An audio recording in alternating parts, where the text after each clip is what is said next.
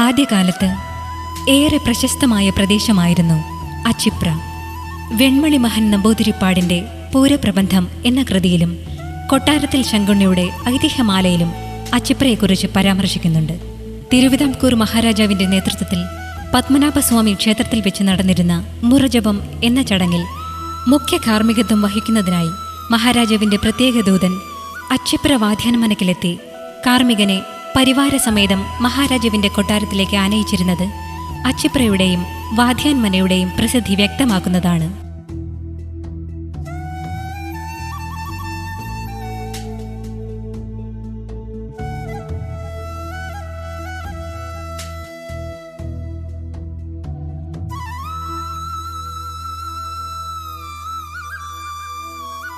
അച്ചിപ്രയുടെ പടിഞ്ഞാറേ കരയായിരുന്ന മായർക്കരയ്ക്ക് ഉച്ചാരണലോപം സംഭവിച്ചാണ് മാറാക്കര എന്ന പേര് രൂപപ്പെട്ടതെന്ന് ഒരഭിപ്രായമുണ്ട്. ഇതോടൊപ്പം മയറുകര ഇല്ലവും പരാമർശിക്കാറുണ്ട്. അതിവിസ്തൃതമായ ഒരു ഭൂപ്രദേശത്തിന്റെ അധികാരികളായിരുന്നു മയറുകര ഇല്ലക്കാർ എന്നതിന് ധാരാളം തെളിവുകളുണ്ട്. സമീപ ഭൂതകാലത്തുവരെ ഊരായ്മയും പാട്ടവുമൊക്കെ ഇവരുടെ അധികാരത്തിലുണ്ടായിരുന്നു. 1500 പരം വർഷം പഴക്കമുള്ള ഇല്ലവും ക്ഷേത്രവുമൊക്കെ ഇന്നും ഇവിടെയുണ്ട്. ഈ മയറുകര ഇല്ലത്തിന്റെ പേര് പിന്നീട് ഒരു ദേശത്തിന്റെ പേരായും കാലക്രമേണ മാറാക്കര എന്ന പേരായും പരിണമിച്ചിരിക്കാം. മായൻ എന്നാൽ മഹാവിഷ്ണു, മായൻകര മഹാവിഷ്ണു വസിക്കുന്ന കര. അതായത് വിഷ്ണു ക്ഷേത്രമുള്ള മായൻകര മാറാക്കരയായി മാറി എന്നും പരാമർശമുണ്ട്. മേൽ സൂചിപ്പിച്ച അച്ചിപ്രയും മയറുകര ഇല്ലവുമൊക്കെ ഉൾക്കൊള്ളുന്ന പ്രദേശമാണ് ഇന്നത്തെ മാറാക്കര പഞ്ചായത്ത്.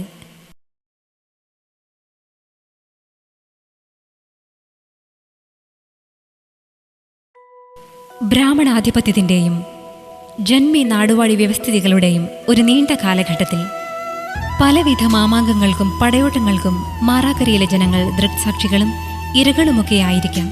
ക്രമേണ ഇന്ത്യ വൈദേശിക ആധിപത്യത്തിന് കീഴിലായപ്പോൾ മദിരാശി സംസ്ഥാനത്തിന്റെ കീഴിലുള്ള മലബാർ ജില്ലയുടെ കീഴിലായി മാറാക്കര. ബ്രാഹ്മണാധിപത്യത്തിനും നാടുവാഴിത്തത്തിനും ജന്മിത്വത്തിനും വൈദേശികാധിപത്യത്തിനും സർവോപരി ദാരിദ്ര്യത്തിനും അടിമപ്പെട്ടപ്പോൾ മലബാറിലെ ഒരു വിഭാഗം മുസ്ലിങ്ങൾ കലാപകാരികളായി മാറി.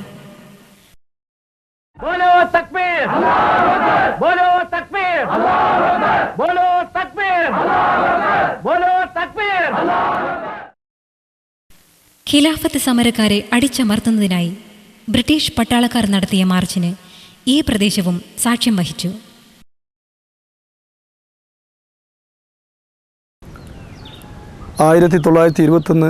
കാലഘട്ടത്തിൽ ബ്രിട്ടീഷ് ഗവൺമെൻറ്റിനെതിരായി രാജ്യമെങ്ങും ശക്തമായ പ്രതിഷേധ സമരങ്ങൾ നടന്നപ്പോൾ നമ്മുടെ ഈ കൊച്ചു പ്രദേശമായ മാറാക്കരയും ആ സമരത്തിൽ പങ്കുവഹിച്ചു. സമരക്കാരെ അടിച്ചമർത്താൻ ബ്രിട്ടീഷ് പട്ടാളം മാറാക്കരയുടെ വിവിധ ഭാഗങ്ങളിലെത്തി. ഈ പ്രദേശങ്ങളിലെ പുരുഷന്മാരെ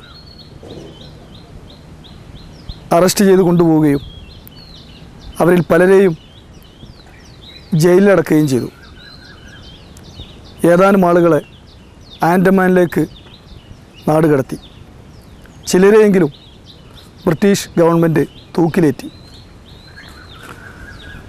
പാമ്പലത്ത് കൂമുഹാജി, നെല്ലിശ്ശേരി കോയ, പുത്തൻ വീട്ടിൽ കുട്ടി ഹസൻ തുടങ്ങിയ ആളുകളെ ജയിലിലടച്ചു.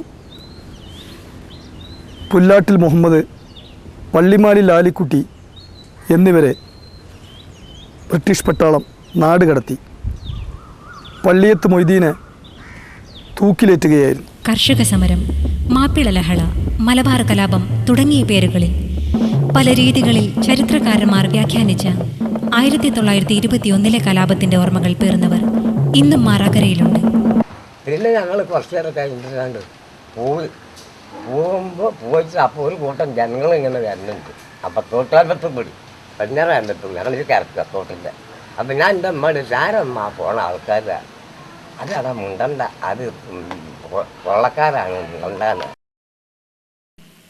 വടക്കത്തുമനയുടെ ഈ വാതിലുകൾ കലാപത്തിൻ്റെ അടയാളങ്ങൾ ഏറ്റുവാങ്ങിയവയാണ്. മുസ്ലിം സമുദായത്തിലെ ഒരു വിഭാഗം ഇത്തരം കലാപങ്ങളിൽ ഏർപ്പെട്ടപ്പോൾ ഈ ഇല്ലങ്ങളെ സംരക്ഷിക്കാനായി പ്രാദേശിക മുസ്ലിങ്ങൾ രംഗത്തുവന്ന് ഇവരുടെ സംരക്ഷകരായത് മതമൈത്രിയുടെ ചരിത്രത്തിലെ മറക്കാനാവാത്ത സംഭവമാണ്.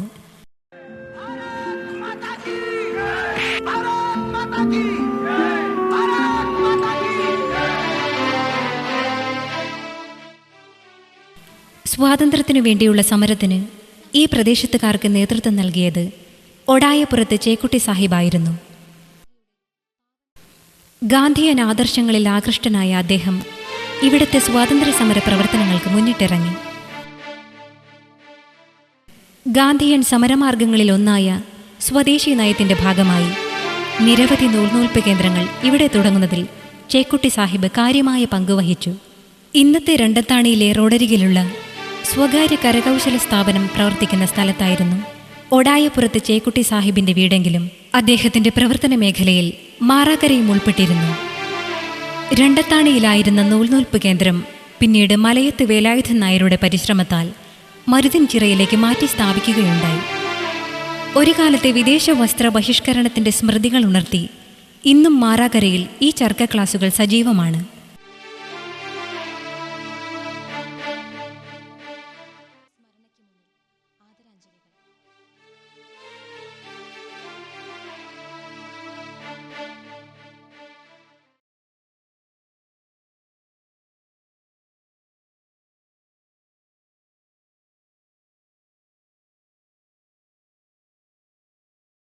മാറാക്കര ദ്രുതഗതിയിലുള്ള പുരോഗതിയിലേക്ക് മാറുന്നത് 1920-കൾക്ക് ശേഷമാണ്. 1920-ലാണ് അക്ഷരജ്യോതിസിന് തിരിതെളിയിച്ചുകൊണ്ട് പ്രദേശത്തെ ആദ്യ സ്കൂൾ മേൽമുറി GLPS സ്ഥാപിതമായത്.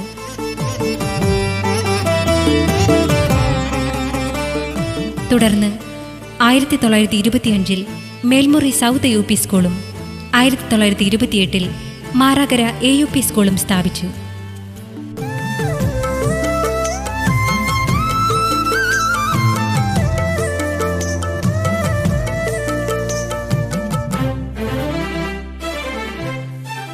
അന്ന് കൃഷിയെ മാത്രം ആശ്രയിച്ച് ജീവിതം നയിച്ചിരുന്ന പാവപ്പെട്ടവരുടെ മക്കൾക്ക് പഠിക്കാനുള്ള അവസരം വളരെ കുറവായിരുന്നു എന്ന് വേണം മനസ്സിലാക്കാൻ. ഒരു 10-12 കൃഷിക്കാരെ ആശ്രയിച്ച് മാത്രം ജീവിക്കുന്ന ഒരു ജനവിഭാഗം. നാറുപടി, ഈ മുണ്ടകം, വിരിപ്പ്, ഈ 2 കൃഷി പണി സമയത്ത് കുട്ടികൾ തീരെ ഉണ്ടാവില്ല. പറയാനും വയ്യ. കുട്ടികളെ വീട്ടിലാക്കിയിട്ടാണ് ആണും പെണ്ണും ജോലിക്ക് പോകുന്നത്. എന്നാൽ ഇന്ന് മാറാക്കര വിദ്യാഭ്യാസ കാര്യത്തിൽ ഏറെ മുൻപന്തിയിലാണ്. നിരവധി വിദ്യാഭ്യാസ സ്ഥാപനങ്ങൾ മികച്ച വിദ്യാഭ്യാസം പ്രദാനം ചെയ്യുന്നതിനായി ഇവിടെ ഉണർന്നു പ്രവർത്തിക്കുന്നുണ്ട്. ഭരണതലത്തിൽ നിന്നും അധ്യാപകരിൽ നിന്നും രക്ഷാകർത്താക്കളിൽ നിന്നും വിദ്യാർത്ഥികളിൽ നിന്നുമൊക്കെ ലഭിക്കുന്ന സഹകരണമാണ് ഇതിനടിസ്ഥാനം.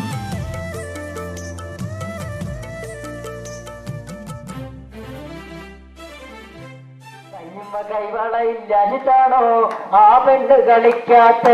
കല്ലുമ്മ കൈവളയില്ലാഞ്ഞിട്ടാണോ ആ പെണ്ണ് കളിക്കാത്ത? തക ചെയ്തക തക ചെയ്തക തക ചെയ്തക ചെയ്താറ്.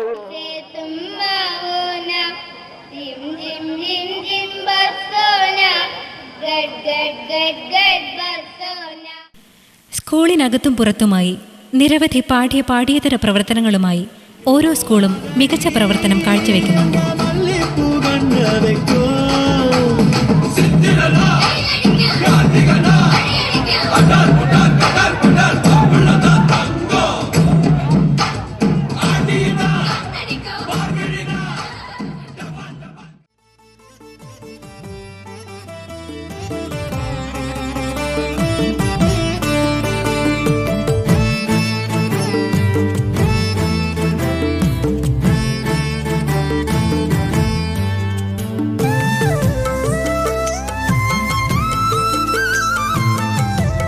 GLP school Karekkad, GLP school Melmuri, GMLP school Kallarmangalam, GLP school Cherupparamba, ALP school Keezhmuri, AMLP school Kadampuzha, AUP school Marakkara, AMUP school Melmuri south, AUP school Kadampuzha, VVMHS Marakkara എന്നിവയാണ് ഇവിടുത്തെ പ്രധാന വിദ്യാഭ്യാസ സ്ഥാപനങ്ങൾ.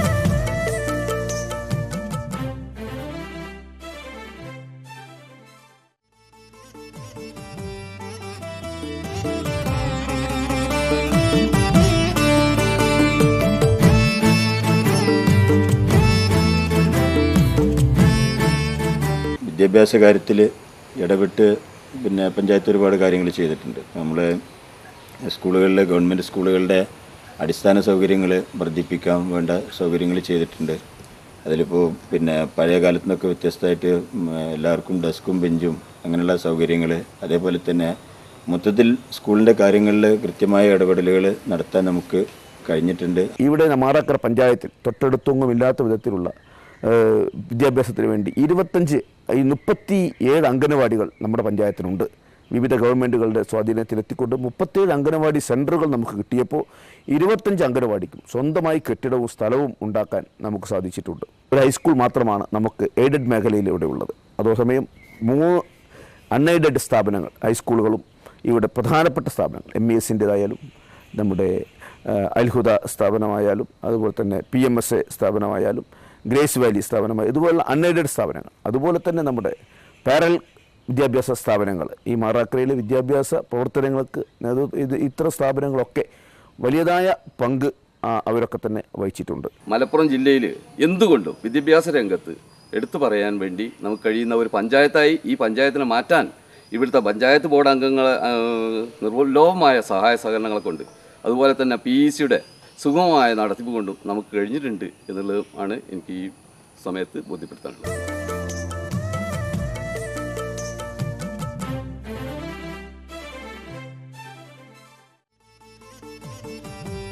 ഔപചാരിക വിദ്യാഭ്യാസ പദ്ധതി ഇങ്ങനെയൊക്കെയായിരിക്കെ സ്കൂളിൽ പോകാൻ സാധിക്കാതെ വന്നവർക്ക് പഠനം സാധ്യമാക്കുന്നതിനായി ആദ്യകാലത്ത് മദ്രാസ് ഗവൺമെന്റിന്റെ കീഴിൽ മുരമ്പൻ സ്കൂൾ എന്ന പേരിൽ ഒരു വിദ്യാഭ്യാസ പദ്ധതി ആവിഷ്കരിക്കുകയുണ്ടായി. C. അബ്ദുൾ ഷുക്കൂർ മാസ്റ്ററുടെ നേതൃത്വത്തിൽ 15 വിദ്യാർത്ഥികളുമായി തുടങ്ങിയ വയോജന വിദ്യാഭ്യാസ പരിപാടി പഠനത്തിന് അവസരം നഷ്ടപ്പെട്ടവർക്ക് ലഭിച്ച അസുലഭമായ അവസരമായിരുന്നു. ധാരാളം ആളുകൾ ഇതിന്റെ ഗുണഭോക്താക്കളായി. ഏറ്റവും അധികം വിദ്യാഭ്യാസം അനിവാര്യമാണ് എന്ന ബോധം ഉണ്ടായത് ആളുകൾ ദുബായി പോകാൻ തുടങ്ങിയപ്പോഴാണ്. ദുബായിൽ നിന്ന് കത്തയക്കുമ്പോൾ ഈ കത്ത് വായിച്ചു കൊടുക്കാൻ മറ്റൊരാൾ വേണം എന്ന സ്ഥിതി വന്നപ്പോൾ പല പ്രശ്നങ്ങളും പ്രയാസങ്ങളും ഒക്കെ ഉണ്ടായിട്ടുണ്ട്. ഞാൻ പറയാതെ തന്നെ അറിയാം. ഭർത്താവ് ഭാര്യയ്ക്ക് അയക്കുന്ന കത്ത് മറ്റൊരാളെ കൊണ്ട് വായിപ്പിക്കേണ്ട സ്ഥിതി വരുമ്പോൾ ഭർത്താവിൻ്റെ എഴുത്തിനും പരിമിതി ഉണ്ടാവും, അതേപോലെ എല്ലാ കാര്യങ്ങളിലും പരിമിതി. തുറന്ന് എഴുതാൻ പറ്റില്ലല്ലോ. എല്ലാ കാര്യങ്ങളും മനസ്സിലുള്ള വികാരങ്ങളൊക്കെ എഴുതി അയക്കാൻ സാധിക്കില്ലല്ലോ. അച്ഛനോടാണെങ്കിലും അമ്മോടാണെങ്കിലും ആർക്ക് എഴുതുകയാണെങ്കിലും വായിക്കുന്നത് ഒരു മൂന്നാമത്തെ ആളാവും. അപ്പോൾ മൂന്നാമത്തെ ഒരാൾ കൂടി അറിയാൻ പറ്റുന്ന കാര്യങ്ങൾ മാത്രമേ എഴുതി അയക്കുകയുള്ളൂ.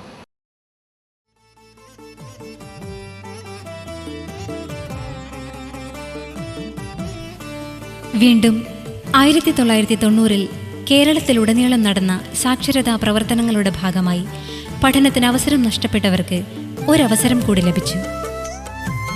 തങ്ങളുടെ ജീവിതത്തിന് അക്ഷരങ്ങൾ കൂട്ടാകുന്നത് അവർക്ക് ആത്മവിശ്വാസമേകി. നല്ല പേപ്പർ കണ്ട വായിച്ച ഒരാളായിട്ട് കൊടുക്കാതെ പിന്നെ നമ്മൾ ലോട്ടറിയൊക്കെ എടുക്കേണ്ടതാണ്. അപ്പോൾ ലോട്ടറിയൊക്കെ നോക്കാൻ ഒരാളായിട്ട് കൊടുക്കും വേണ്ട. അപ്പം നമ്മൾ ആ പേപ്പറിൽ നോക്കി നമുക്ക് അറിയും ചെയ്യും. ഇത്തരത്തിൽ പറയാൻ നിരവധിയുണ്ട് ഗുണഭോക്താക്കൾക്ക്. അക്ഷരങ്ങൾ പകർന്നു നൽകുന്നു എന്നതിൽ കവിഞ്ഞ് പകലന്തിയോളം പണിയെടുത്ത് തളർന്നെത്തുന്നവർക്ക് ഒരുമിച്ച് കൂടാനുള്ള വേദി കൂടിയായിരുന്നു സാക്ഷരതാ ക്ലാസുകൾ. ഇവിടെ വ്യത്യസ്ത ജാതികൾ, മതങ്ങൾ, സമ്പന്നർ, ദരിദ്രർ, സ്ത്രീ പുരുഷന്മാർ എന്നിങ്ങനെ സമൂഹത്തിന്റെ വിവിധ തുറകളിലുള്ളവർക്ക് സംവദിക്കാനുള്ള വേദി കൂടിയായിരുന്നു സാക്ഷരതാ ക്ലാസുകൾ. അങ്ങനെ മാറാക്കരയിലെ 2500-ൽ പരം ആളുകളുടെ ജീവിതത്തിലേക്ക് പുതുവെളിച്ചം പകർന്നുകൊണ്ട് പരിവർത്തനത്തെ കയ്യേറ്റുവാങ്ങാൻ മാറാക്കരയ്ക്ക് കഴിഞ്ഞു.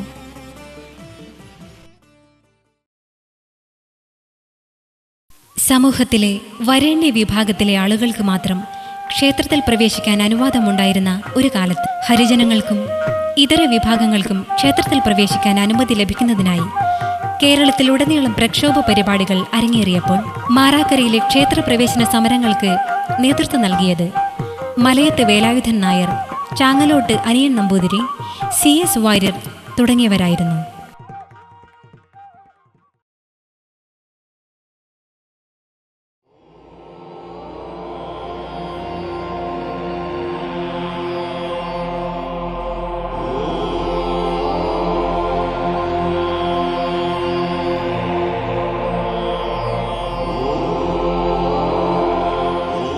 ഒരു കാലത്ത് വേദമന്ത്രങ്ങൾ കൊണ്ട് മുഖരിതമായിരുന്നു മാറാക്കരയിലെ ബ്രാഹ്മണ ഇല്ലങ്ങൾ. എന്നാൽ ബ്രാഹ്മണ്യത്തിൻ്റെ യാഥാസ്ഥിതികത്വം അസഹ്യമായപ്പോൾ അവരുടെ പുതുതലമുറ വിപ്ലവ മന്ത്രങ്ങളിൽ ആകൃഷ്ടരായി. മൂത്താട്ടുമനയിലെ MS നമ്പൂതിരിയും MP നമ്പൂതിരിയും തങ്ങളുടെ പൂണൂൽ പൊട്ടിച്ചെറിഞ്ഞത് മാറാക്കരയിലെ പ്രധാന ചരിത്ര സംഭവങ്ങളിലൊന്നാണ്. ഭരണവർഗത്തിൻ്റെ സ്തുതിപാഠകരായി മാറ്റത്തിനു നേരെ മുഖം തിരിഞ്ഞു നിൽക്കാനല്ല, മറിച്ച് ബ്രിട്ടീഷ് ഭരണവ്യവസ്ഥയോടും മറ്റ് യാഥാസ്ഥിതിക കാഴ്ചപ്പാടുകളോടും വെല്ലുവിളികൾ ഉയർത്തിയ അന്തസ്സാർന്ന ചരിത്രമാണ് മാറാക്കരയ്ക്ക് പറയാനുള്ളത്. സ്വാതന്ത്ര്യ സമരത്തിലും ഇടതുപക്ഷ പ്രസ്ഥാനത്തിലും പ്രവർത്തിച്ചിരുന്ന നിരവധി നമ്പൂതിരിമാർ മാറാക്കരയിലുണ്ടായിരുന്നു. യോഗക്ഷേമ സഭയുടെ പ്രവർത്തനം കാര്യക്ഷമമായി നടന്നിരുന്ന ഒരു പ്രദേശമാണ് മാറാക്കര. EMSനെ പോലെയുള്ളവർ അന്ന് കോട്ടയ്ക്കലും മാറാക്കരയിലുമായിട്ട് പല വീടുകളിലും താമസിച്ചിട്ടുണ്ട്. അദ്ദേഹം ഒളിവിലായിരുന്ന കാലഘട്ടത്തിൽ അദ്ദേഹത്തിന് അഭയം നൽകിയ നമ്പൂതിരി ഗൃഹങ്ങളുണ്ട്. കൃഷ്ണപ്പിള്ള 6 മാസം താമസിച്ചിരുന്നു ഈ ഇതിൻ്റെ റൂമിൻ്റെ മുകളിൽ. പിന്നെ EMS 1-2 പ്രാവശ്യം വന്നിട്ടുണ്ട്. അത് ഇവരെ ചർച്ച ചെയ്യാൻ വേണ്ടി വന്നു. അത് മറ്റേത് രൂപീകരിക്കുന്ന സമയത്ത് പാർട്ടിയുടെ പ്രശ്നങ്ങളൊക്കെ വന്നിരുന്ന സമയത്ത് കൃഷ്ണപ്പിള്ളയെ ചർച്ച ചെയ്യാൻ വേണ്ടിയിട്ട് ഇവിടെ കിട്ടും. പിന്നെ നടുവിറ്റത്ത് വെച്ചിട്ട് ഒക്കെ സ്വകാര്യമായിട്ട് കൂടിയിട്ടുണ്ട്. കമ്മ്യൂണിസ്റ്റ് പാർട്ടിയുടെ ആദ്യത്തെ പ്രഥമമായിട്ട് മാറാക്കര പഞ്ചായത്തിൽ രൂപീകരിക്കുന്ന ഇവിടെ വെച്ചിട്ട് കൃഷിയിടങ്ങളാലും സ്വത്തുക്കളാലും സമ്പന്നമായിരുന്ന നമ്പൂതിരി നായർ തറവാടുകളെ കേന്ദ്രീകരിച്ചായിരുന്നു അന്നത്തെ സമൂഹം നിലകൊണ്ടിരുന്നത്. മാറാക്കരയിലെ നമ്പൂതിരി നായർ തറവാടുകൾ അധികാരത്തിൻ്റെയും സമ്പത്തിൻ്റെയും സുഖഭോഗങ്ങളിൽ മുഴുകാനല്ല, മറിച്ച് പുരോഗമനത്തിൻ്റെ പുതുവെളിച്ചം ജനങ്ങളിലേക്ക് എത്തിക്കാനാണ് പ്രവർത്തിച്ചിരുന്നത് എന്ന് കാണാം. മാറാക്കരയിൽ പുരോഗമന കാഴ്ചപ്പാടുകൾക്ക് അടിത്തറ പാകിയത് മൂത്താട്ടുമനയായിരുന്നു. നിരവധി സ്വാതന്ത്ര്യ സമര രാഷ്ട്രീയ പ്രവർത്തകർ ഒളിവിൽ കഴിഞ്ഞിരുന്നത് മൂത്താട്ടുമനയിലായിരുന്നു.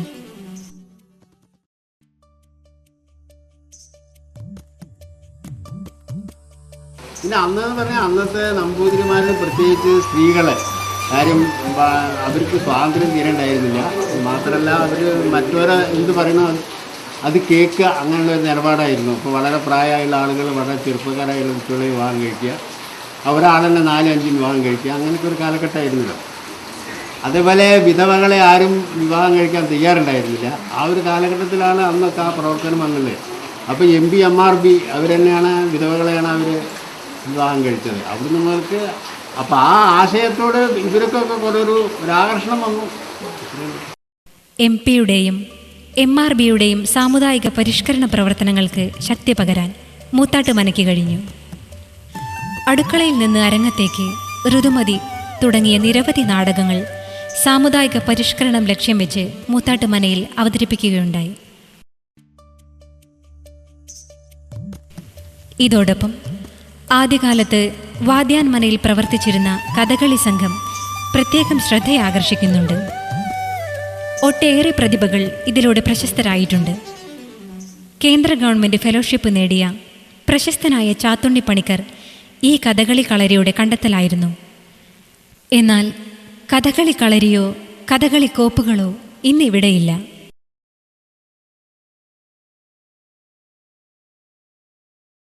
പടിഞ്ഞാറ്റുകര മനയുടെ പത്തായിപ്പുരയിലാണ് മാറാക്കരയിലെ ആദ്യ തപാൽ ഓഫീസ് പ്രവർത്തനം ആരംഭിച്ചത്. PC നാരായണൻ നമ്പൂതിരിയുടെ പ്രവർത്തന ഫലമായി പിന്നീട് അത് ബ്രാഞ്ച് ഓഫീസാക്കി മാറ്റി.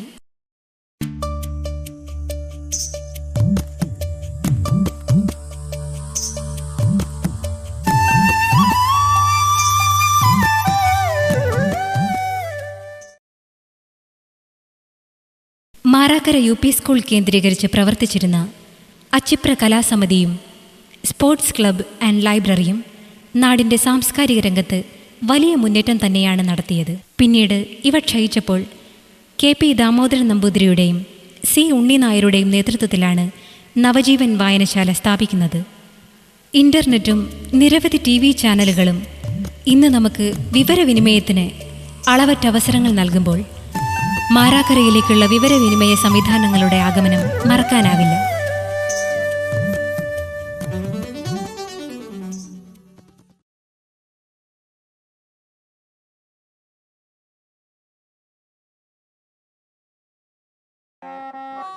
കലാസംഘങ്ങളുടെ പേരിലല്ലെങ്കിലും മുസ്ലിം വിവാഹവേദികൾ ഒരർത്ഥത്തിൽ കലകളുടെ സംഗമവേദി കൂടിയായിരുന്നു. മലബാറിലെ ഇന്നത്തെ കല്യാണങ്ങളിൽ ബുഫേ പാർട്ടികളും ഗാനമേളകളും അവരോധിക്കപ്പെടുന്നതിന് മുൻപ് രാത്രി കല്യാണങ്ങൾക്ക് കൊഴുപ്പേകാൻ മാറാക്കരയ്ക്ക് ജനപ്രിയ സംഗീതജ്ഞരുണ്ടായിരുന്നു.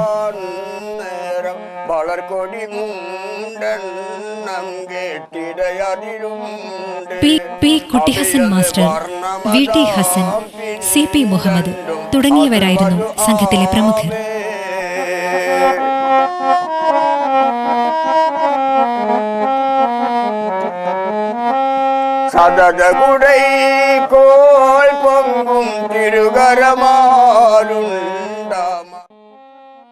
ഒരു കാലത്ത് കല്യാണ വീടുകളെ ആവേശഭരിതമാക്കിയിരുന്ന പാട്ടുകാരിൽ അവശേഷിക്കുന്നവരിൽ ഒരാളാണ് ആലിയാക്ക. മലർക്കരമിൽ ഏന്തി പിൻ പറസുകളഞ്ചും ദതിയിൽ മതതുടയോർ തങ്ങൾക്ക ഇരുവരിതാമേ ബദറുൽ. കോടികൾക്കും ഫ്ളാറ്റുകൾക്കും ആഡംബര കാറുകൾക്കും വേണ്ടി പാട്ടുപാടുന്ന സ്റ്റാർ സിംഗേഴ്സിന്റെ ഇടയിൽ ഇത്തരക്കാർ ജീവിതത്തിന്റെ പുറമ്പോക്കിലേക്ക് മാറ്റി നിർത്തപ്പെട്ടത് ഒരു യാഥാർത്ഥ്യമാണ്.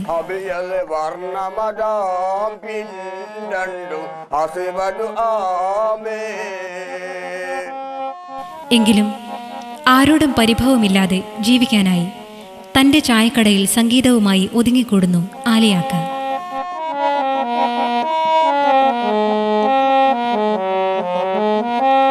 സഹബുകളിൽ മൂണ്ടാളിൽ അഭിമർസാദോർക്ക്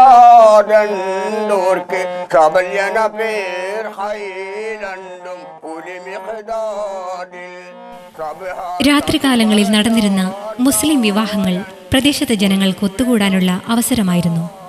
അതോടൊപ്പം കലാപരിപാടികൾ അവതരിപ്പിക്കുന്നതിനും ആസ്വദിക്കുന്നതിനുമുള്ള വേദി കൂടിയായിരുന്നു. പാദഗതി നമ്പിനെ എനക്കരുൾ പാദഗതി നമ്പിനെ.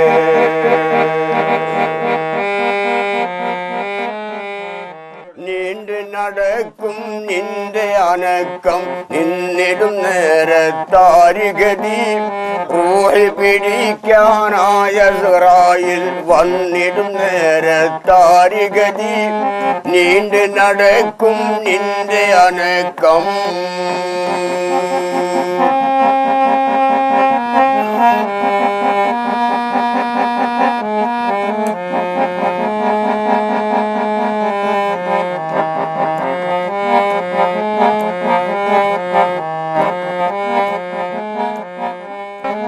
കണ്ണുകളാണ്ടും പോളകളീണ്ടും തൊണ്ട വരണ്ടും നീചേലനായി.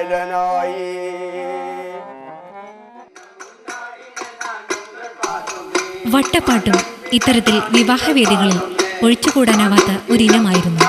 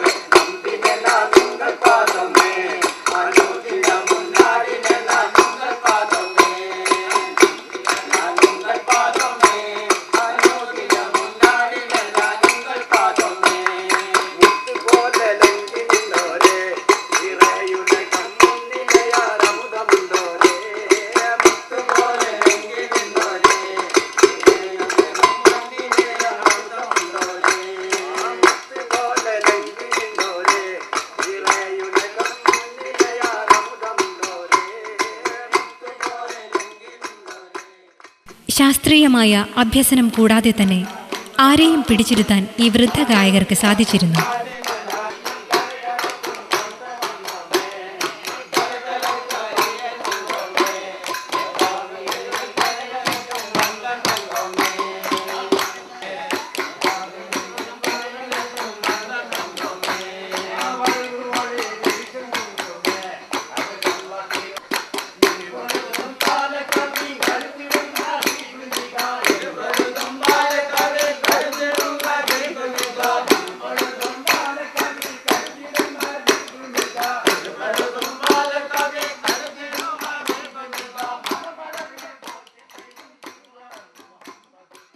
ഇന്ന് അന്യമായിക്കൊണ്ടിരിക്കുന്ന ഈ വട്ടപ്പാട്ടും നിലനിൽപ്പിനായി സ്കൂൾ കലോത്സവ വേദികളിൽ അഭയം പ്രാപിച്ചിരിക്കുന്ന കലാപരിപാടികളിലൊന്നാണ്.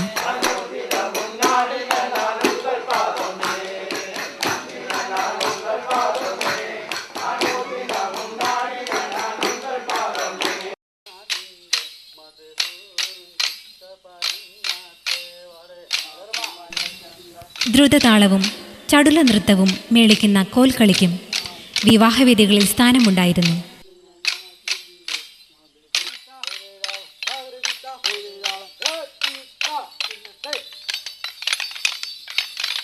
കീഴ്മുറിയിൽ കുഞ്ഞുമുഹമ്മദും സംഘവും നടത്തിയിരുന്ന കോൽക്കളിയും മാപ്പിളപ്പാട്ടും പഴമക്കാർക്കിടയിലെ അവിസ്മരണീയമായ ഒരനുഭവമാണ്.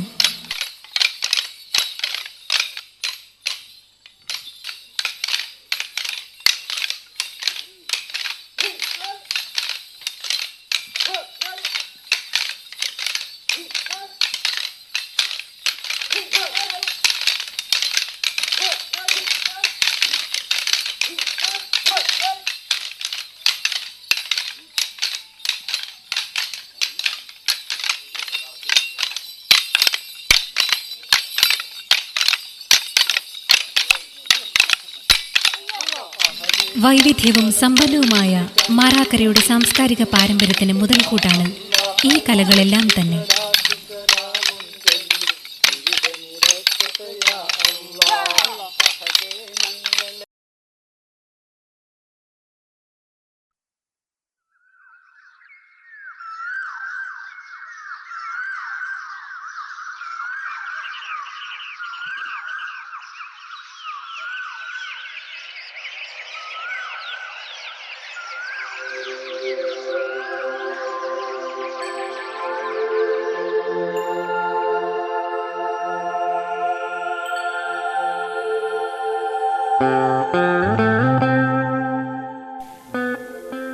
പ്രകൃതിയിൽ ദീപം ലയിച്ചു ചേർന്ന കാവുകൾ പരിസ്ഥിതി സന്തുലനത്തിന്റെ സിരാകേന്ദ്രങ്ങളായിരുന്നു. വിവിധ ജീവജാലങ്ങൾ ഒരുമിച്ച് വസിച്ചിരുന്ന ഓരോ കാവുകളും പ്രകൃതിയോടിണങ്ങി ജീവിക്കുന്ന ആവാസ വ്യവസ്ഥയുടെ ഉത്തമോദാഹരണങ്ങളാണ്.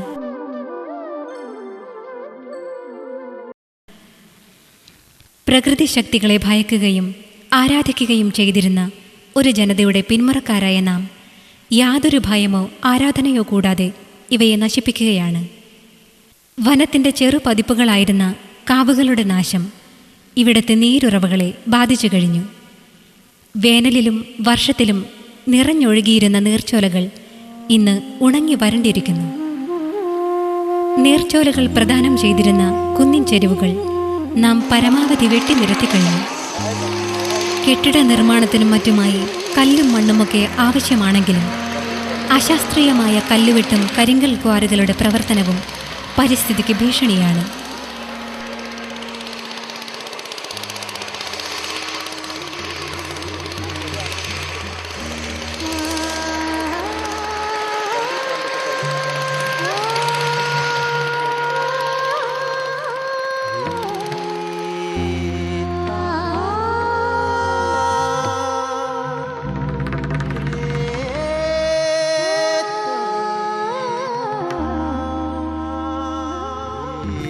നിരവധി പേർക്ക് തൊഴിൽ നൽകുന്നുവെന്ന പേരിൽ നാം പല കുന്നുകളെയും നശിപ്പിച്ചു കഴിഞ്ഞു.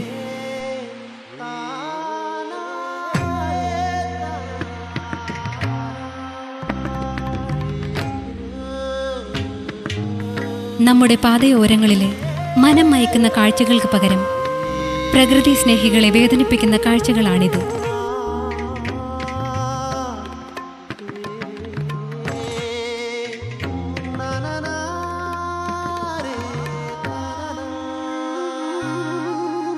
ഇത്തരം പ്രവർത്തനങ്ങളെ നിയന്ത്രിക്കാനായില്ലെങ്കിൽ കുന്നുകളും മരങ്ങളുമില്ലാത്ത മാറാക്കര അതിവിദൂരത്താവില്ല.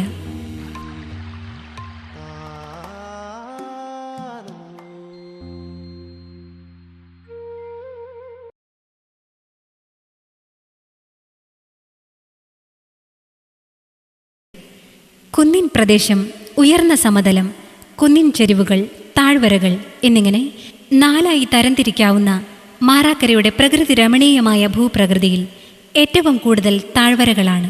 പ്രധാന കൃഷി ഇനങ്ങളെല്ലാം ഈ താഴ്വരയിലാണ് താനും. വിവിധ കാർഷിക വിളകൾ കൊണ്ട് സമൃദ്ധമായിരുന്നു ഒരു കാലത്ത് മാറാക്കര.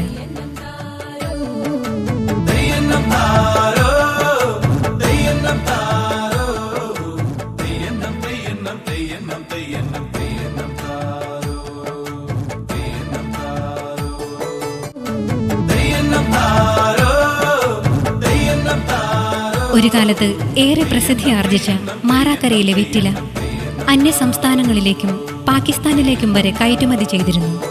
എന്നാൽ കാർഷിക വൃത്തിയോട് ഇന്ന് പുതുതലമുറയ്ക്ക് താല്പര്യമില്ല. നെൽകൃഷി ഇന്ന് ഏറെ പ്രതിസന്ധി നേരിടുന്നുണ്ട്.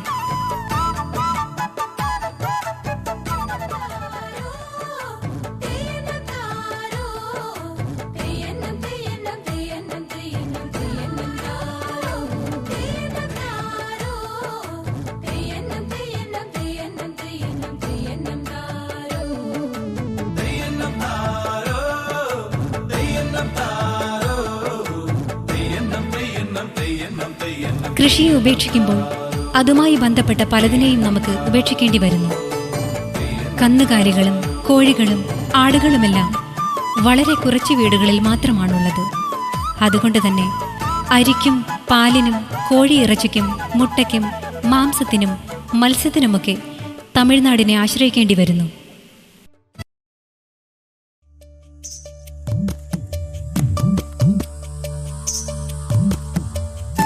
പഴഞ്ചൻ വീടുകൾക്ക് പകരം മണിമാളികകൾ നിർമ്മിക്കാനാണെന്ന് ജനങ്ങൾക്ക് താൽപ്പര്യം.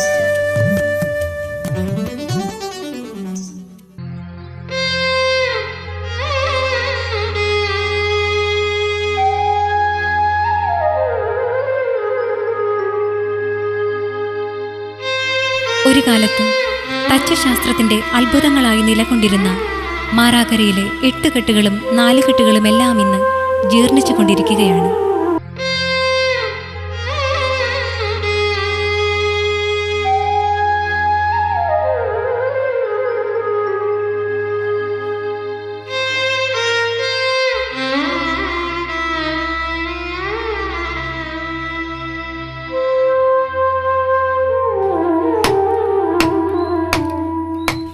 ഇവയെല്ലാം നിർമ്മിച്ച നമ്മുടെ പഴയ തലമുറയെ നാം മറന്നുകൂടാ.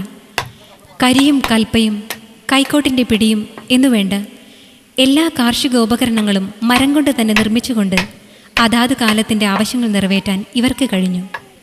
വിളകളെ മൃഗങ്ങളിൽ നിന്ന് സംരക്ഷിക്കുന്നതിനായും സ്വന്തമായ കൗശലങ്ങൾ ഇവർക്കറിയാമായിരുന്നു. പഴയ കാലത്ത് ഇതിന് ആനാട്ടി എന്നാ പേര്.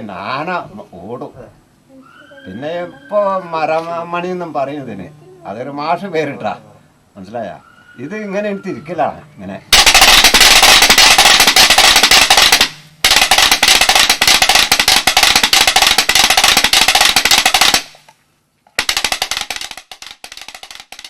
ആനയാട്ടി എന്ന ഈ ഉപകരണത്തിന്റെ ശബ്ദം മൃഗങ്ങളിൽ നിന്നും കാർഷിക വിളകളെ സംരക്ഷിക്കാൻ വേണ്ടി നിർമ്മിക്കുന്നതാണ്. തങ്ങളുടെ ആത്മാവിഷ്കരണത്തിനും സർഗവൈഭവം പ്രകടിപ്പിക്കുന്നതിനും ഇവർക്കൊരു മുളംതണ്ട് മതിയായിരുന്നു.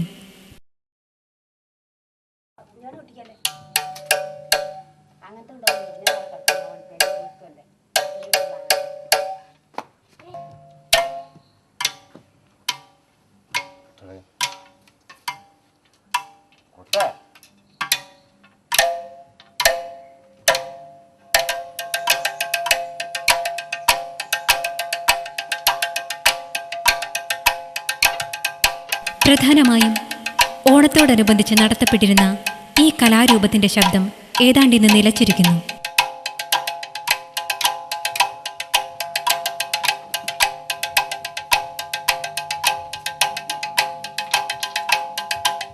പുതുതലമുറയ്ക്ക് കേട്ടുകേൾവിയില്ലാത്ത ഈ ശബ്ദത്തിനും മാറാക്കരയുടെ സാംസ്കാരിക ചരിത്രത്തിൽ സ്ഥാനമുണ്ട്.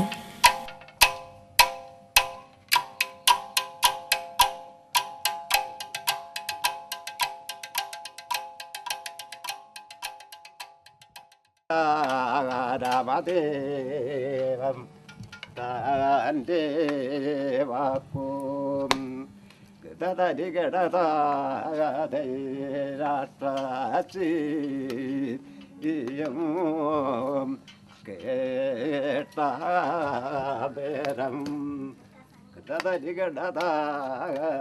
കായികവും നൃത്തവും സംഗീതവും ഇടകലരുന്ന പരിചമുട്ട് കളിക്കും ഇന്ന് കാലിടറി തുടങ്ങിയിരിക്കുന്നു.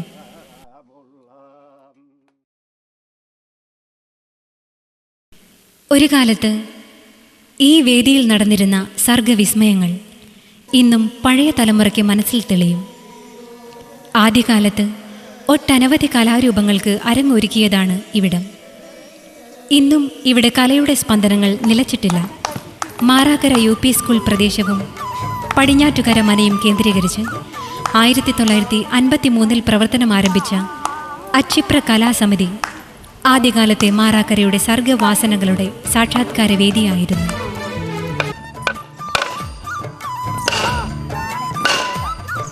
വർഷം തോറും നടന്നിരുന്ന കലാപരിപാടികൾ ജനങ്ങളെ ഏറെ ആകർഷിച്ചിരുന്നു.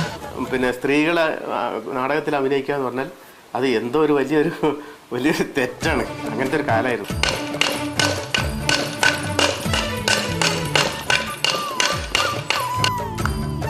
എന്നാൽ കാലപ്രവാഹത്തിൽ അച്ചിപ്ര കലാസമിതി നിർജീവമായപ്പോൾ ഫ്രണ്ട്സ് ആർട്സ് ക്ലബ്ബ് ഇതേ ദൗത്യം ഏറ്റെടുത്ത് പ്രവർത്തിച്ചു.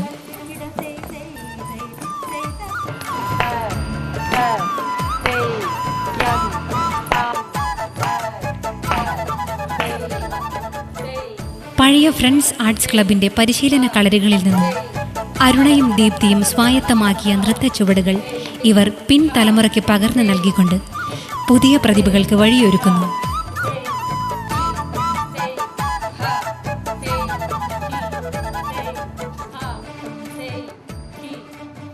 സ്കൂൾ തലത്തിലും മറ്റ് മത്സര വിനോദ പരിപാടികളിലും പങ്കെടുത്ത് വിജയിച്ച് മാറാക്കരയുടെ മുതൽക്കൂട്ടാകാൻ നമ്മുടെ ഈ കുട്ടികൾക്കാവുന്നുണ്ട്.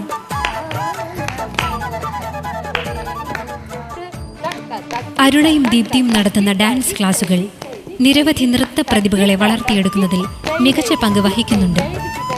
ഇന്ന് കലാരംഗത്ത് ഏറ്റവും സജീവമായിട്ടുള്ളത് ഇവരുടെ നൃത്തവേദിയാണെന്ന് പറയാം.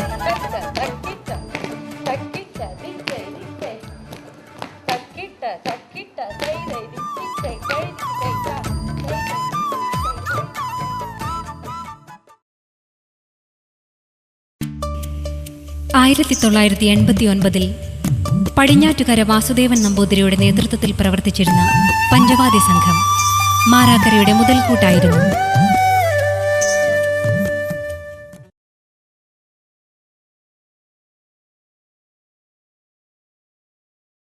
മാറാക്കരയുടെ മറ്റൊരു മുതൽക്കൂട്ടാണ് ആരോഗ്യരംഗം.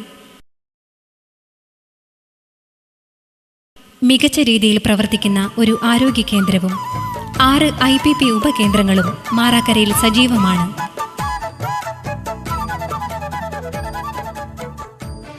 ഇതര പഞ്ചായത്തുകളെ അപേക്ഷിച്ച് വളരെ കാലം മുൻപ് തന്നെ ആരോഗ്യരംഗത്ത് ഇവിടെയുള്ള സേവനം നിസ്തുലമായിരുന്നു. വളാഞ്ചേരി കോട്ടക്കൽ പോയുള്ള ഗ്രാമപഞ്ചായത്തിൽ നിന്ന് പോലും ഇവിടെ വന്ന് രോഗികൾ പരിശോധനയ്ക്കും അതിന് മരുന്നിനും വേണ്ടി എത്തുന്ന ഒരു സ്ഥിതിവിശേഷം ഇന്ന് മാറാക്കരയിൽ ഉണ്ടാക്കാൻ നമുക്ക് കഴിഞ്ഞിട്ടുണ്ട്.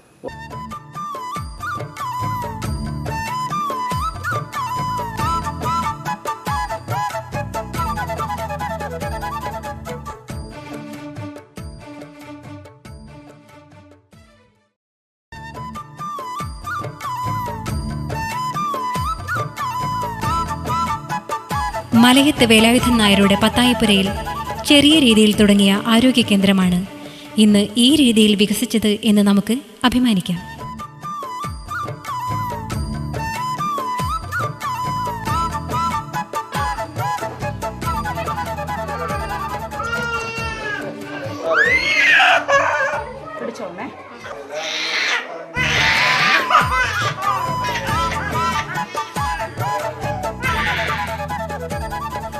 മാറാക്കരയിലെ പ്രധാന കായിക മേഖല കാൽപന്ത് കളി തന്നെയാണ്.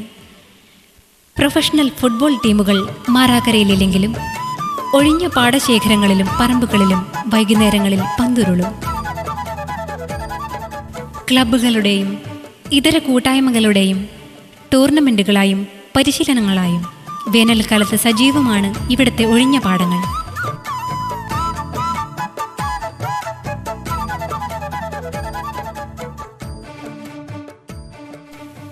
ക്രിക്കറ്റിന് ഇവിടെ കളിക്കാരെക്കാളേറെ കാഴ്ചക്കാരാണ് എന്നതാണ് വാസ്തവം. എന്നാൽ വോളിബോൾ രംഗം യുവാക്കൾക്കും മധ്യവയസ്കർക്കും പ്രിയപ്പെട്ടതാണ്. ജോലിത്തിരക്ക് കഴിഞ്ഞെത്തുന്നവർക്ക് ഒത്തുകൂടുന്നതിനും ഉല്ലാസത്തിനും വ്യായാമത്തിനും വോളിബോൾ കോർട്ടുകൾ സഹായകമാണ്.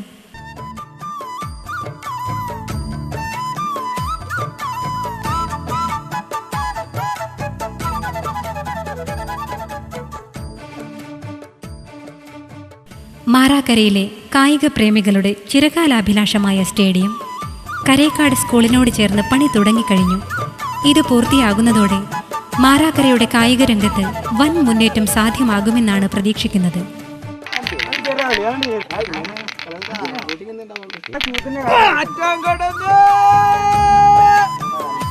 പകിടകളി മാറാക്കരയ്ക്ക് എന്നും ഹരമാണ്. കായിക രംഗത്തിനേക്കാൾ വിനോദത്തിനാണ് ഈ കളിയിൽ പ്രാധാന്യം. നിലത്തുരുളുന്ന പകിടകൾ ഭാഗതയും നിർണയിക്കുന്ന ഈ കളിയിൽ ഇവിടെ ടൂർണമെന്റുകൾ സാധാരണമാണ്. പല മത്സരങ്ങളിലും പങ്കെടുത്ത് വിജയികളാവാൻ ഇവർക്ക് സാധിച്ചിട്ടുണ്ട്. ഉല്ലാസത്തിനപ്പുറം കളി അല്പം കാര്യമായിട്ടെടുക്കുന്ന രീതിയാണ് കളരിയുടേത്. കളരിയുടെ എല്ലാ അടവുകളും പയറ്റിത്തെളിഞ്ഞവർ ഒരു കാലത്ത് മാറാക്കരയിലുണ്ടായിരുന്നു. ആരോഗ്യ സംരക്ഷണവും മെയ് വഴക്കവും ആത്മസംസ്കരണവും ശത്രുസംഹാരവും മുഖമുദ്രയാക്കിയ കളരിയുടെ പിന്മുറക്കാർ ഇന്നിവിടെ വിരളമാണ്.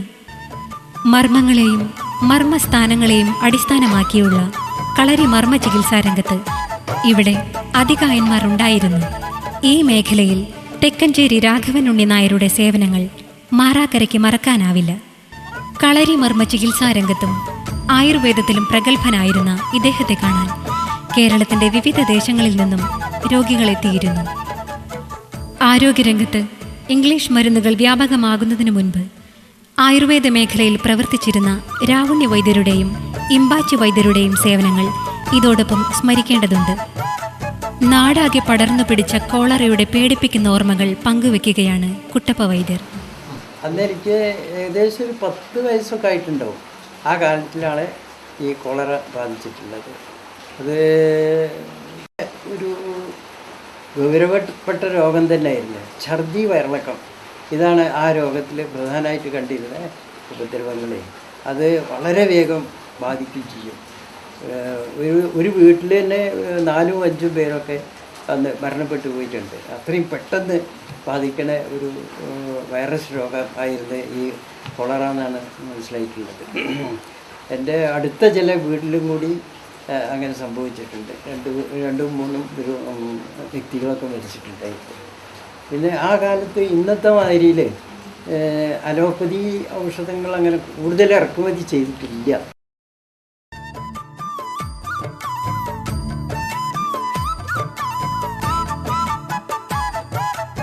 നൂറ്റാണ്ടുകളായി ആത്മീയ ചൈതന്യത്തിന്റെ പ്രഭ ചൊരിഞ്ഞുകൊണ്ട് നിൽക്കുന്ന നിരവധി ആരാധനാലയങ്ങൾ മാറാക്കരയിലുണ്ട്. 150-ൽ പരം വർഷം പഴക്കമുള്ള കല്ലാർമംഗലം ജുമാ മസ്ജിദ് മുസ്ലിം ആരാധനാലയങ്ങളിൽ പ്രധാനമാണ്. മസ്ജിദിന്റെ പരിസര പ്രദേശങ്ങളിൽ നടന്നിരുന്ന ആറ്റുപുറം പഴമള്ളൂർ നേർച്ചകൾ ഏറെ പ്രാധാന്യമർഹിക്കുന്നു.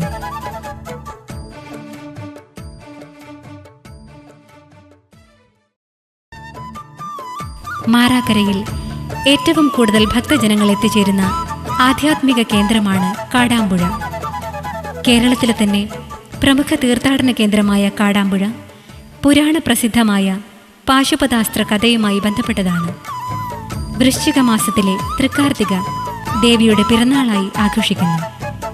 ആയിരക്കണക്കിന് ദീപങ്ങൾ പ്രഭ ചൊരിയുന്ന കാർത്തിക വിളക്കും 10,000 പങ്കെടുക്കുന്ന പിറന്നാൾ സദ്യയും കാർത്തികയുടെ സവിശേഷതയാണ്. ഋഗ്വേദ ലക്ഷാർച്ചനയും അതോടനുബന്ധിച്ച് നടത്തുന്ന കലാപരിപാടികളും ഭക്തർക്ക് ആനന്ദദായകമാണ്. വർദ്ധിച്ചു വരുന്ന ഭക്തജന തിരക്ക് കാടാമ്പുഴയുടെ വളർച്ചയുടെയും പുരോഗതിയുടെയും നെടും തൂണാണ്.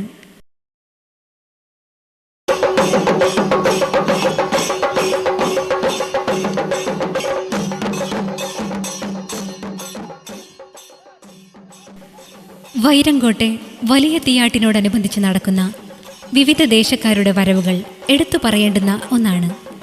മേലാസകലം കരിപുരട്ടിയ കാട്ടാളന്മാരും പൂതനും തിറയും മേളക്കാരും എന്നുവേണ്ട ആധുനിക രീതിയിൽ സജ്ജമാക്കിയ പ്ലോട്ടുകളും വരവുകൾക്ക് ഹരം പകർന്നതാണ്.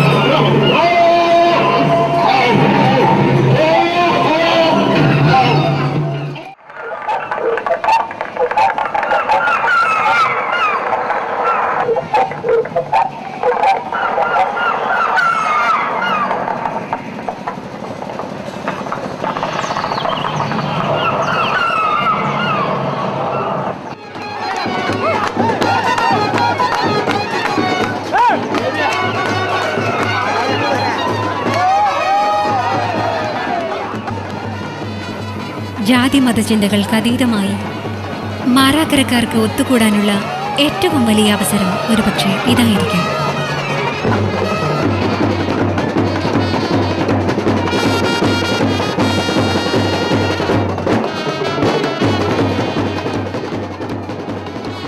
ഇല്ലായ്മകൾ മറക്കാനും ജോലി തിരക്കിനിടയിൽ ഉല്ലസിക്കാനും കിട്ടുന്ന അവസരം കൂടിയാണിത്.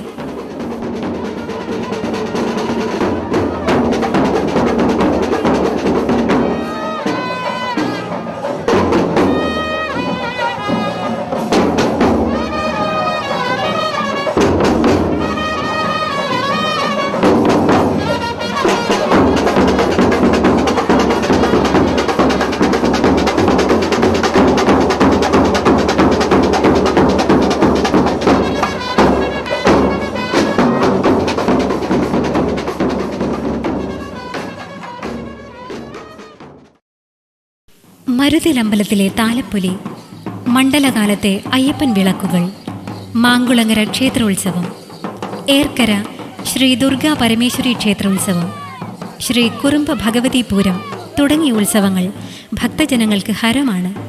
ഇത്തരം ഉത്സവ ആഘോഷങ്ങളുടെയൊക്കെ ഭാഗമായി പല നാടൻ നൃത്ത അനുഷ്ഠാന കലാരൂപങ്ങളും അരങ്ങേറാറുണ്ട്. ദേവീപ്രീതിക്കായി ആദ്യകാലം തൊട്ടേ അനുഷ്ഠിച്ചു വരുന്ന പൂതനും തിറയുമൊക്കെ നാടാകെ തങ്ങളുടെ അരങ്ങാക്കി മാറ്റാറുണ്ട്.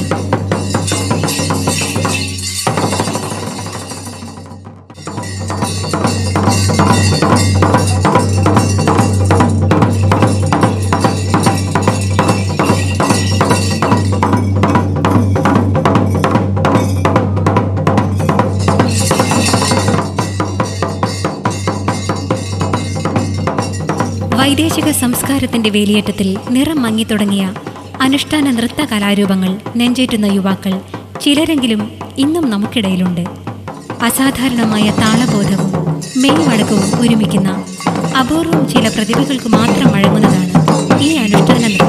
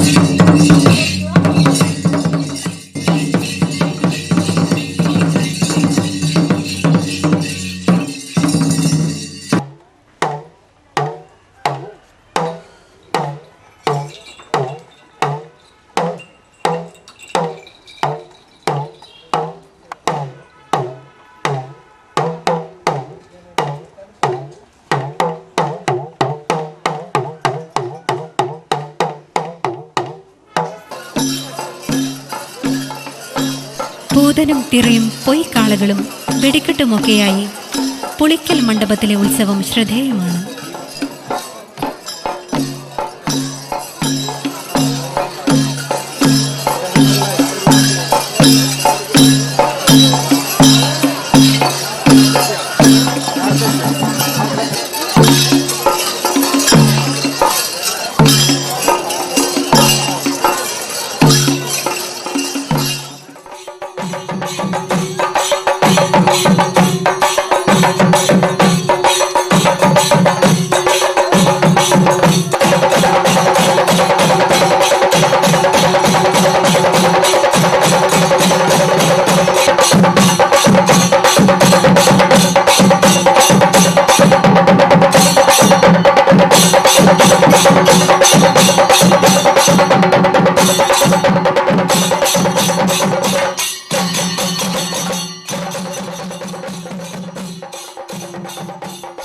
അനുഷ്ഠാനങ്ങളുടെയും ഉത്സവാഘോഷങ്ങളുടെയും ഭാഗമായി ഒത്തുകൂടുന്ന ഭക്തജനങ്ങളെ കേന്ദ്രീകരിച്ച് താൽക്കാലിക കച്ചവട കേന്ദ്രങ്ങളും പതിവാണ്. ബലൂണുകളും കുപ്പിവളകളും ചാന്തും കൺമഷിയുമൊക്കെയായി നിരവധി സ്റ്റാളുകൾ ഇവിടെ സജ്ജമായിരിക്കും.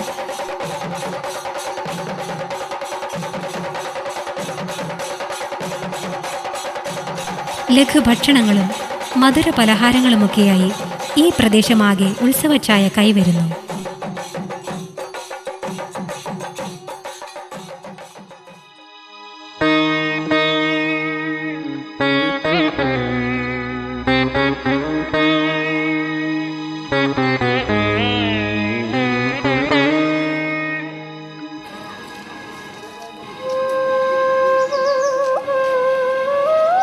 കുലത്തൊഴിലുകളും കൈത്തൊഴിലുകളും ഇന്ന് നാമാവശേഷമായിക്കൊണ്ടിരിക്കുന്നു. ഏതാനും ചെറുകിട വ്യവസായങ്ങൾ മാത്രമാണ് ഇന്ന് മാറാക്കരയിലുള്ളത്.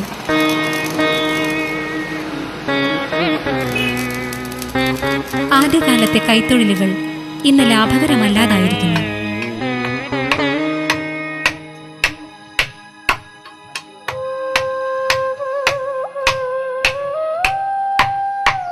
രണ്ടത്താണി കാടാമ്പുഴ ഭാഗങ്ങളാണ് ഒരു വ്യാപാര മേഖല. വ്യാപാര മേഖലയിലും ഇന്നത്തെ രീതിയിൽ ഒരു സുഖകരമായ രീതിയല്ല ഇന്ന് മാറാക്കരയിലുള്ളത്. കാരണം ഇവിടെ ഉൽപ്പാദിക്കുന്ന സാധനങ്ങളൊന്നും ഇന്ന് ഉൽപ്പാദനം ഒന്നുമില്ല എന്നുള്ള നിലയിലേക്ക് നീങ്ങിയിരിക്കുകയാണ്. വെറ്റില കൃഷി ഇവിടെ നിന്ന് അപ്രത്യക്ഷമായിക്കൊണ്ടിരിക്കുക. നെൽകൃഷി പാടെ നിന്നുപോയി. അങ്ങനെ മാറാക്കരയിലെ നമ്മൾക്ക് ഉൽപ്പാദിപ്പിക്കുന്ന ഒരു കാര്യങ്ങളും ഇല്ലാത്തൊരു സാഹചര്യം ഉണ്ടായിക്കൊണ്ടിരിക്കുന്നു. IT ഗൾഫ് മേഖലകൾക്ക് പുറമെ വളരെ ചുരുക്കം ചിലരും ചില കൂട്ടായ്മകളും മാത്രമാണ് ചെറിയ രീതിയിലെങ്കിലും വ്യാവസായിക രംഗത്തേക്ക് കടന്നുവരുന്നത്. ഉൽപാദന മേഖല ഇന്ന് പിൻവലിയുകയും ഉപഭോക്തൃ മേഖല വളരുകയുമാണിവിടെ.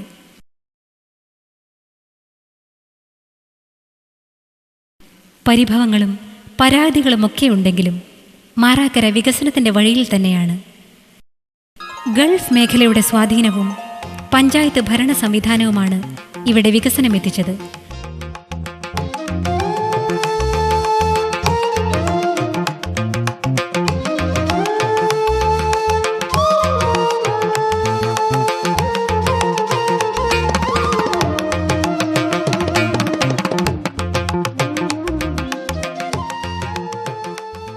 അനുദിനം വികസന പ്രവർത്തനങ്ങൾ നടന്നുകൊണ്ടിരിക്കുന്ന ഈ പട്ടണം ഒരർത്ഥത്തിൽ സ്വയം പര്യാപ്തമാണ്.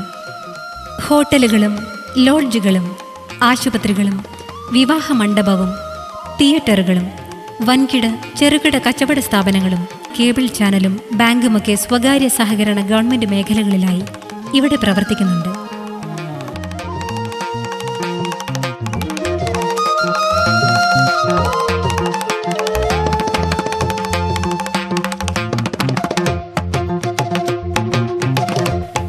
ഇന്ന് മാറാക്കര പഞ്ചായത്ത് വികസനത്തിൻ്റെ പാതയിലാണ്. നാം ഈ വികസനത്തിന് നിരവധി പേരോട് കടപ്പെട്ടിരിക്കുന്നു. കോട്ടയ്ക്കൽ, പൊന്മള, കുറുവ, എടയൂർ, ആദവനാട്, വളാഞ്ചേരി, കൽപ്പകഞ്ചേരി പഞ്ചായത്തുകൾക്കിടയിൽ സ്ഥിതി ചെയ്യുന്ന മാറാക്കര പഞ്ചായത്ത് മേൽമുറി, മാറാക്കര എന്നീ വില്ലേജുകളെ ഉൾപ്പെടുത്തി 1962 രൂപീകരിച്ചത്. തുടർന്ന് 62 ആദ്യ പ്രസിഡന്റ് സ്ഥാനം ഏറ്റെടുത്ത പുന്നപ്രത്ത് മാധവൻ നമ്പൂതിരി മുതൽ ഇന്നത്തെ പ്രസിഡന്റ് വി മധുസൂദനൻ വരെയുള്ളവരുടെ പ്രവർത്തനങ്ങളാണ് മാറാക്കരയെ ഇന്നത്തെ നിലയിലെത്തിച്ചത്.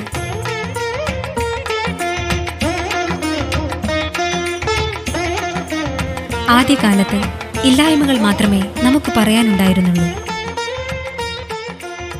അന്ന് തൊഴിലുണ്ടായിരുന്നില്ല. അതിന് ഒരു കൃഷിപ്പണി മാത്രം, ഒരു വിരിപ്പ് കൃഷി, ഒരു മുണ്ടാൻ കൃഷി മാത്രം. അത് കഴിഞ്ഞാൽ പിന്നെ തൊഴിലാളികൾക്ക് തൊഴിലില്ല. ഗതാഗതം തന്നെ റോഡ് സംബന്ധിച്ചിരുന്ന കാര്യമായിട്ട് ഫസ്റ്റ് തന്നെ തുടക്കം. ഇലക്ട്രിസിറ്റി എന്നത് ഈ പഞ്ചായത്തിൽ എവിടെയും എത്തിയിട്ടുണ്ടായിരുന്നില്ല. ഏതാനും പഞ്ചായത്ത് റോഡുകൾ ഉണ്ടെങ്കിലും അത് പഞ്ചായത്തിൻ്റെ ഒരറ്റത്ത് നിന്ന് മറ്റേ അറ്റം വരെ എത്തുന്നതല്ല. ടാർ റോഡുകൾ ഉണ്ടായിരുന്നില്ല, ബസ് ഗതാഗതം ഉണ്ടായിരുന്നില്ല. പഞ്ചായത്തിൽ നടപ്പാലങ്ങൾ പോലും ഉണ്ടായിരുന്നില്ല. കുട്ടികൾക്ക് സ്കൂളിൽ പോകാൻ കഴുങ്ങിൻ്റെ ഒറ്റത്തടിയിലുള്ള പാലം ഒക്കെ ആശ്രയിക്കേണ്ടി വന്നിരുന്നു. രക്ഷിതാക്കൾ കൂടെ പോകുന്ന ഒരു സമയമായിരുന്നു. വികസന കാര്യങ്ങൾക്ക് നേതൃത്വം കൊടുത്തതിൽ ഇന്നത്തെ നമ്മുടെ പഞ്ചായത്ത് മുൻ പഞ്ചായത്ത് പ്രസിഡന്റുമാർ, അതേപോലെ തന്നെ മരിച്ചുപോയ മുൻ പഞ്ചായത്ത് ബോർഡ് വൈസ് പ്രസിഡൻ്റായിരുന്ന നമ്മുടെ കുഞ്ഞുഹാജിയെ പോലുള്ള നേതാക്കന്മാർ, ഈ ഇന്നത്തെ ജീവിച്ചിരിക്കുന്ന പല ആളുകൾ, ഒരാൾക്കാരുടെയും ഞാൻ പേരെടുത്ത് പറയുന്നില്ല, ഇവിടെ പഞ്ചായത്ത് മെമ്പർമാരായാലും രാഷ്ട്രീയ നേതാക്കന്മാർ, വിവിധ രാഷ്ട്രീയ സാമൂഹ്യ നേതാക്കന്മാർ, എല്ലാവരുടെയും കൂട്ടായ്മ ഇവിടുത്തെ വികസനത്തിന് ഒരു ആക്കം കൂട്ടിയിട്ടുണ്ട്. വിദേശ പുറത്തുപോയ സുഹൃത്തുക്കളുടെ സഹായം കൊണ്ടും അതുപോലെ വിവിധ ഏജൻസികളുടെ സഹായം കൊണ്ടും ഒക്കെ നിരവധി വികസന വ്യവസായ സ്ഥാപനങ്ങൾ, അതുപോലെ മറ്റു പല സ്ഥാപനങ്ങളും ഒക്കെ നമ്മുടെ പഞ്ചായത്തിലുണ്ടാക്കി പഞ്ചായത്തിൻ്റെ എല്ലാവിധത്തിലുള്ള വികസനങ്ങൾക്കും ആക്കം കൂട്ടാൻ നമുക്ക് സാധിച്ചിട്ടുണ്ട്. ഇതിന് നമുക്ക് ഒരാളുടെ മഹത്വമാണെന്നോ ഒരാളുടെ കേമത്വമാണെന്നോ ഞാൻ പറയുന്നില്ല. ഇതിന് ഈ നാട്ടിലെ എല്ലാവരുടെയും നിർലോഭമായ സഹായ സഹകരണങ്ങൾ എന്നും ഉണ്ടായിട്ടുണ്ട്. അതിനുവേണ്ടി പ്രവർത്തിച്ച കഴിഞ്ഞ കാലത്തെ പഞ്ചായത്ത് പ്രസിഡന്റുമാർ, പഞ്ചായത്ത് മെമ്പർമാർ, രാഷ്ട്രീയ പാർട്ടിയുടെ നേതാക്കന്മാർ, അതുപോലെ തന്നെ മറ്റ് MLA-മാർ, MP-മാർ, എല്ലാവരെയും ഈ സമയത്ത് ഞാൻ വളരെ നന്ദിപൂർവ്വം ഈ അവസരത്തിൽ സ്മരിക്കുകയാണ്. അതുപോലെ ഇനിയും നമുക്ക് ഒരുപാട് മുന്നോട്ട് പോകാനുണ്ട്. എല്ലാം തികഞ്ഞു എന്ന അഭിപ്രായം നമുക്കാർക്കുമില്ല. വിദ്യാഭ്യാസ രംഗത്ത് നമുക്ക് +2 ഉൾപ്പെടെ ഉന്നത സാങ്കേതിക വിദ്യാഭ്യാസ സ്ഥാപനങ്ങൾ നമുക്കിവിടെ വരേണ്ടതുണ്ട്. ആതുര ചികിത്സാ രംഗത്ത് നമുക്ക് സർക്കാരിൻ്റെ സഹായത്തോടു കൂടി ഉള്ള ഉയർന്ന ആശുപത്രികൾ നമുക്കിവിടെ ഉണ്ടാകേണ്ടതുണ്ട്. അതുപോലെ തന്നെ മറ്റു പല മേഖലകളിലും നമുക്ക് കുറേ പുരോഗതികൾ ഉണ്ടാകേണ്ടതുണ്ട്. കുടിവെള്ളം ഇനിയും നമുക്ക് എല്ലാ ഭാഗത്തും ധാരാളമായി എത്തിക്കാൻ പറ്റിയിട്ടില്ല.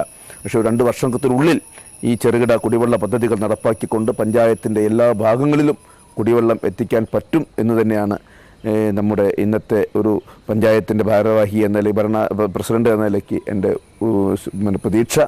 അതിനുവേണ്ടി അത്തരം വികസന പ്രവർത്തനങ്ങൾ പൂർത്തീകരിക്കുന്നതിന് വേണ്ടി എല്ലാവരുടെയും സഹായങ്ങൾ അഭ്യർത്ഥിച്ചുകൊണ്ട് ഈ നാട്ടിലെ ജനങ്ങളുടെ മുമ്പാകെ ഈ ഡോക്യുമെൻ്ററി ഞാൻ സമർപ്പിക്കുകയാണ്.